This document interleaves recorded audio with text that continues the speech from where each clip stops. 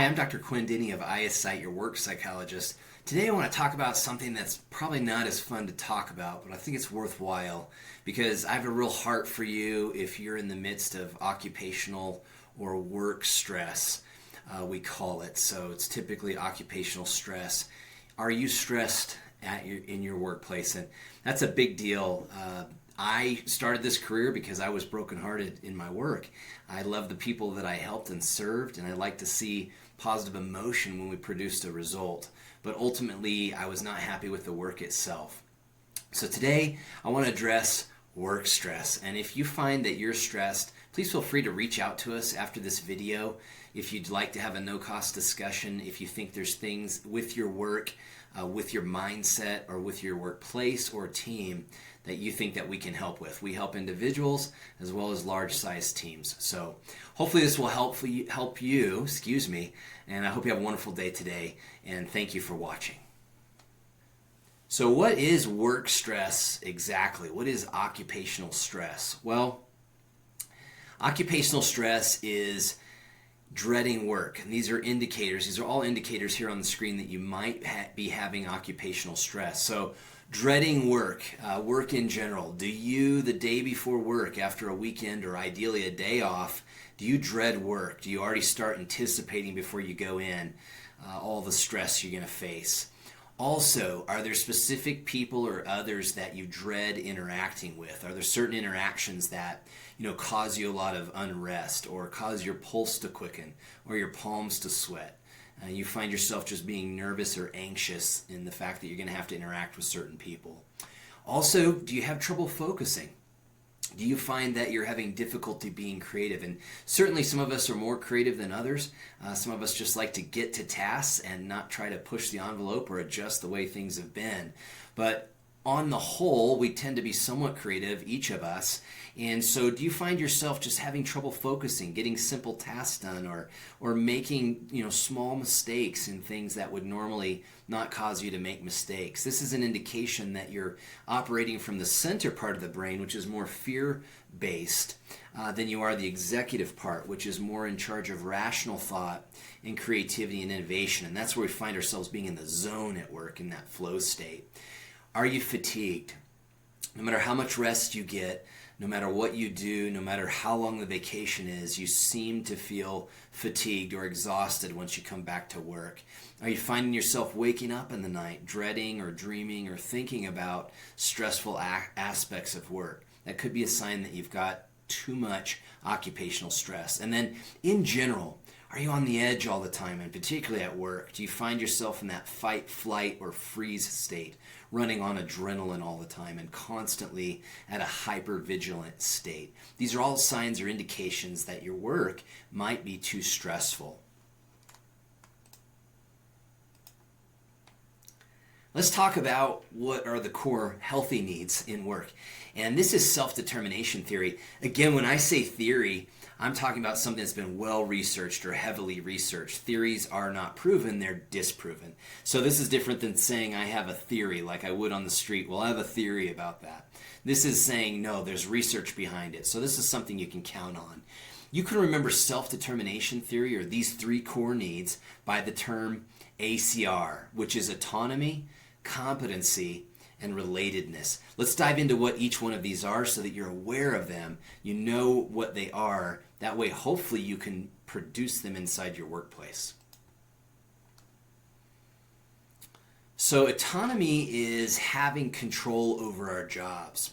It's actually the ability to have control over resources, the authority to make decisions, the confidence in our team members and leaders that we can get it done, that we're able to do it, that we can have a sense of accomplishment and control the resources of our job. So the opposite or the antecedent of autonomy is chaos versus predictability.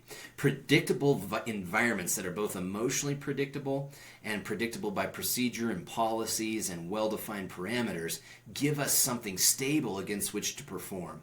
Otherwise, in chaotic environments, the measure of performance or standard of performance and people's satisfaction with us is always changing. That makes it almost impossible to succeed.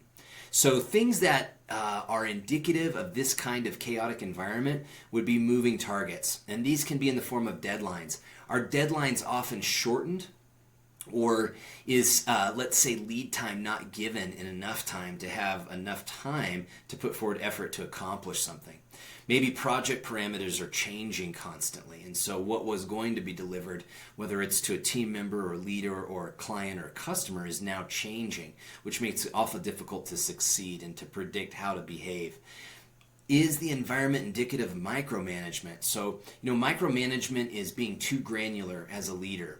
It's engaging too much with too much communication and too much attention to the particulars. And what that does with people is it causes what we call a crowding effect. So if you've ever had a hobby or something you enjoyed, and then somebody came along and said, no, do it this way, and they start kind of bossing you about very frequently and getting too much over the line or crossing boundaries, this creates a lot of stress. One thing it does is it creates an extrinsic motivation to succeed in order to avoid the stress of constant interaction and kind of nitpicking, second-guessing people, versus the intrinsic motivation of having joy in the job, which is I do this work because I have autonomy over it. I have control and I enjoy succeeding and producing a result or an outcome that's visible. And then also, part of some micromanagement, but also can be part of just a job in general, is a lot of sporadic communications. And that's what I like to call popcorn communication. It's where we spend our day just reacting to messages and on-demand needs that could probably be planned out and organized into strategic meetings. So when you think about autonomy, think of its antecedent or enemy as chaos versus predictability. We want to create predictability. Let's move to competency. So competency is a desire to feel like we're good at our jobs. I don't think anybody wakes up in the morning and says, I hope I flunk my job today. I hope I do a horrible job and I have a lot of mistakes, and everybody just thinks that I'm, not able to do my job. And secondarily to competence is this feeling of confidence, that we have a great feeling that we're good at what we do and we feel confident to do that. So one of the ways that confidence is undercut or undermined is versus thinking of effective outcomes, teams and leaders are thinking of there's only one way to do something, and that can result in a lot of criticism, a lot of second guessing, which again is somewhat tied to autonomy, the need for autonomy or control over our jobs, but it's also tied to competency. It can begin to kind of undermine how someone feels about themselves and their capability, and to put them in a fear state, which is never good for performance.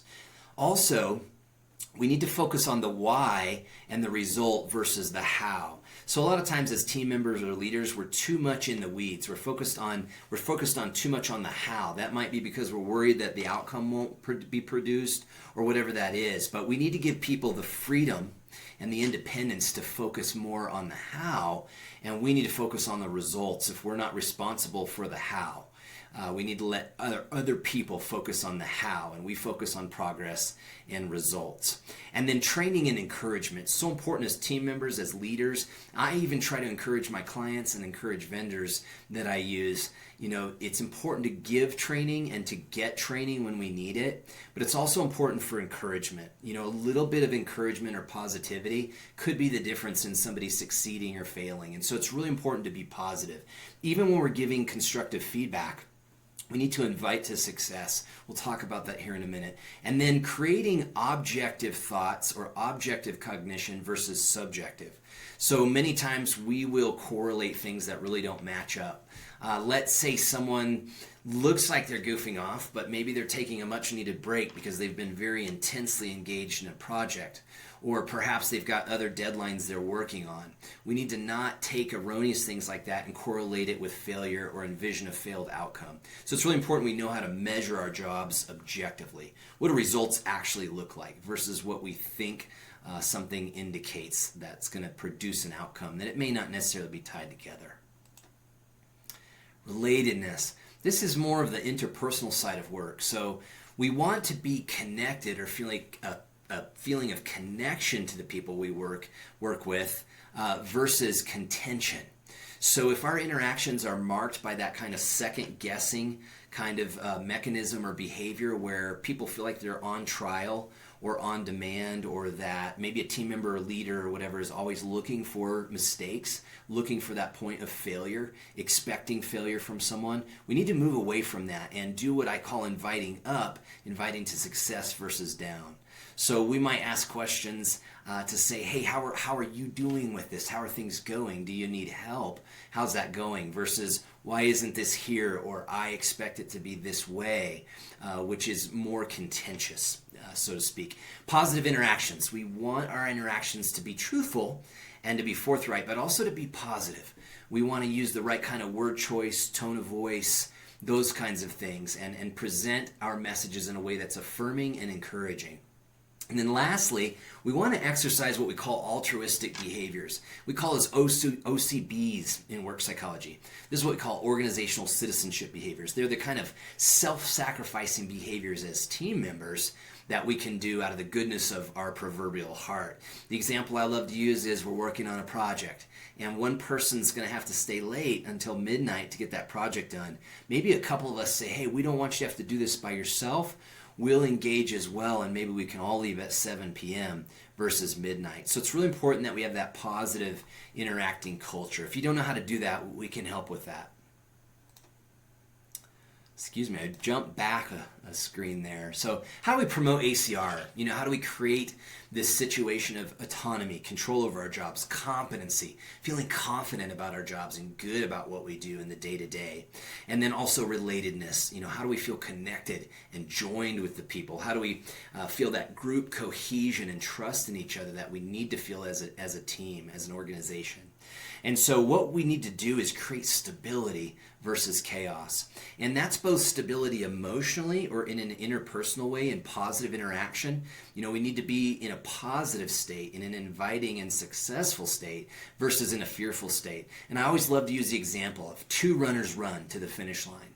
And the first runner runs out of fear. They're running away of an envisioned failing outcome because they just can't stand the thought of the boo of the crowd or of losing the race. Whereas the other runner runs out of an approach or growth mindset. They're running out of this mindset. They run because they love the push of it. They love pushing them, driving themselves and succeeding, and they love to hear the roar of the crowd. And so that's a great example of interpersonal interaction that's positive. It's not anxiety-based. It's based on moving toward gain and opportunity, not moving away from the fear of loss. And then again, objective measurements. We need to know how we're measuring jobs and that what we're measuring ties to the job. It doesn't have anything to do with something erroneous that's really not related or correlated or even more causal, where we're thinking certain things, X causes Y. We need to know exactly how to measure the job. One of the ways to do that is do a job task analysis and design an intelligent scientific performance management system. And when you think about predictability, it's all about being organized and efficient. And it's lead time. It's about giving each other lead time, communicating, controlling those popcorn communications, having strategic meetings, and giving people the time and the resources with money and authority and different things they need to accomplish their work so that they can feel a satisfaction. And so can we when we're given those things. So when you think about work happiness and high performance, remember these three core needs: autonomy, competence, and relatedness. That's self-determination theory.